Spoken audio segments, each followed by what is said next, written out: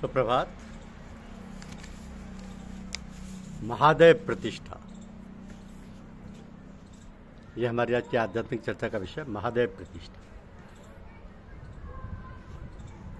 भारत में आज भी शिव पूजा प्रतिष्ठित है। भगवान शिव के मंदिर बहुतायत से हैं।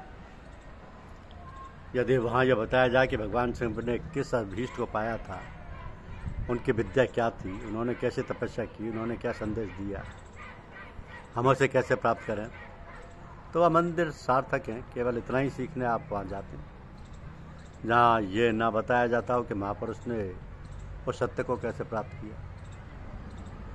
तो वहाँ जाने से आपकी क्षति होगी, लाभ कभी नहीं होगा। केवल चरणामृत बांटने वाला मंदिर कुछ भी नहीं, धोखा है।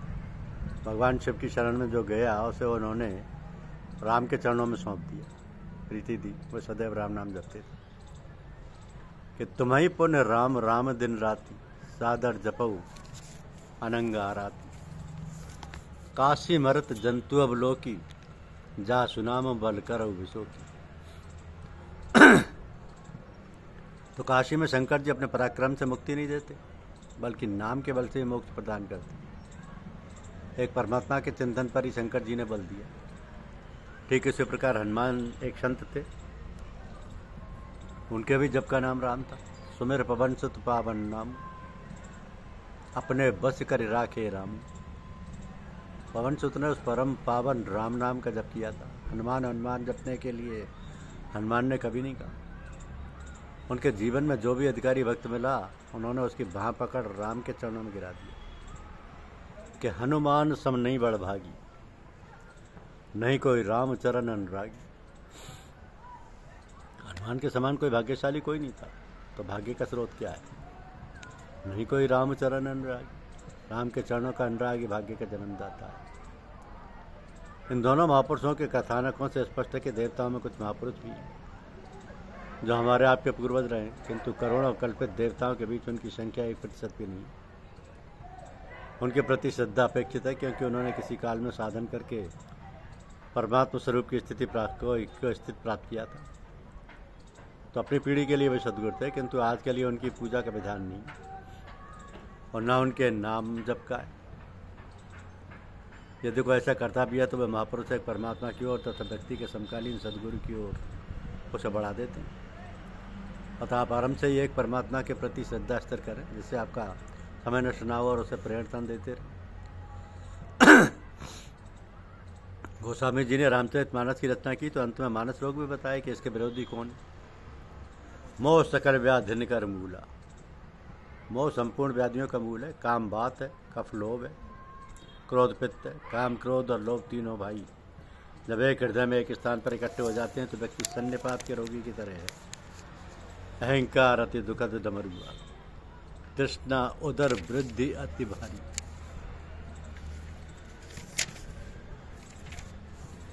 तो इस प्रकार 15-25 रोगों का चित्रण किया। अंत में बताया मानस रोग का चुक में गाय है तो सबके पास, लेकिन कोई बिरला ही नहीं पहचान पाया। तो भला इन रोगों से मुक्ति किस तरह से मिलेगी? इस पर कहते हैं कि सदगुरु वेद वचन विश्वासा, संयम ये न विषय के आशा। रघुपति भगत संजीवन पूरी, रघुपति भगत संजीवन मूरी। अनुपान श्रद्धामति पूरी। ऐविद भले ही सुराग न साही, ऐविद भले ही सुरोग न साही। नाई त जतन कोट कहीं नहीं जाए। सदगुरु ही वैद्य है, उनके वचन में पूरी श्रद्धा हो। भगवान की भक्ति, देवी देवता की भक्ति नहीं, केवल भगवान की भक्ति, यही संजीवनी जड़ी है। तो अनुपान के लिए सदगुरु में पूरी श्रद्धा हो, इस विधि से भले ही रोग नष्ट हो जाए। अन्यथा करोड़ों यत्न करें तब भी नहीं जाएगा। जिस यत्न से रोग दूर होगा ही नहीं, उसे आप करते क्यों नहीं? हम प्रभु की भक्ति क्यों नहीं करते जिससे मानस रोग नष्ट होते हैं? तो हमारा इष्ट कौन है? इष्ट उसे कहते हैं जो हमें अनिष्टों से बचा ले। अनिष्ट कहते हैं क्षति को, नुकसान को। दैनिक जीवन में छोटे बड़े नुकसान तो होते ही रहते हैं। किसी के सिर में दर्द है, किसी सर्विस में बाधा गई, कहीं गाड़ी लड़ गई, इत्यादि परेशानी आती रहती है। इस प्रकार लाखों प्रकार की कामना मनुष्य के अंदर भरी रहती है।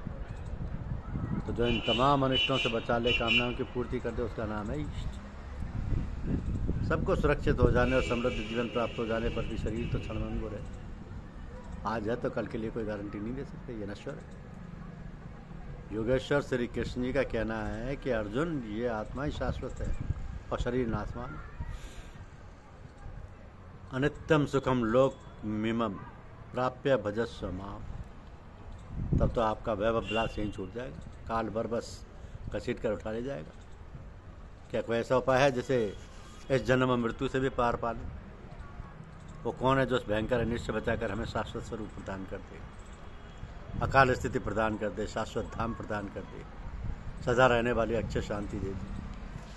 इसमें यदि कोई सक्षम है तो एकमात्र परम तत्व परमात्मा शाश्वत ब्रह्म। ना उसका परिचायक नाम राम है, उसका परिचायक नाम राम है।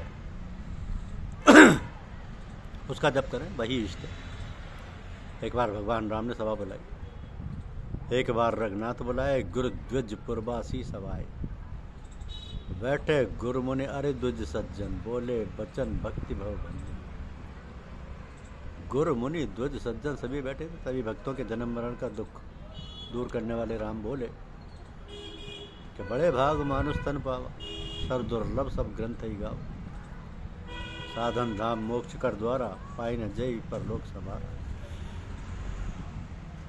बड़े भाग्य से मनुष्य शरीर मिला, यह देवताओं को भी दुर्लभ है। देवता अच्छी करने के फलस्वरूप भोग मात्र भोग, लेकिन स्वर्ग भी स्वल्प है, इसलिए देवता भी मानव तन से आशावान है। ये शरीर साधन का धाम है, मुक्ति का दरवाजा है। इसको पाकर जिसने अपना लोक परलोक नहीं सुधारा, वो जन्मांतरों में दुख पाता, सर पीट पीट कर पछताता है। काल कर्म ईश्वर को व्यर्थ ही दोष देता है। वस्तुतः यदि मनुष्य शरीर उपलब्ध है और वह परलोक संवारने के लिए उद्योग नहीं करता, तो न काल का दोष है, न कर्म का दोष है, न ईश्वर का, सब दोष उसी का है। 2-3 बहाने मनुष्य करता है कि मेरे तो कर्म में ही नहीं लिखा है। कर्म को दोष देना, समय अनुकूल नहीं है, काल को दोष देना, और करता धरता तो भगवान है, यानी ईश्वर को दोष देना। लेकिन भगवान राम स्वयं कहते हैं